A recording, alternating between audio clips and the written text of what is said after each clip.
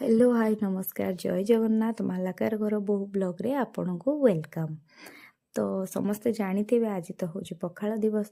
तो आमे भी आज पखाल दिवस मानबू किंतु ए पाग देखिकी पखाल खाया को भारी डर लगुच। तेबे चलतु देखा मु पखाल रे कौन सब करिछि। समस्ते प्राय सब टाइप रो करिथिबे पर मो द्वारा जतिके हेई पारला मु ट्राई करछि। तेबे आपण माने कौन सब करिसंती मते कमेंट निश्चित जणेबे। मो स्वामी को फरमाइश सब बेले छोट पियाज नहेले ना से भात खाई पारती ना रुटी खाई पारती। छाड़ सी खाई सारा पर मु बसीगली खावाई। तेबे दिनटा तो सरीगला पखाल रे।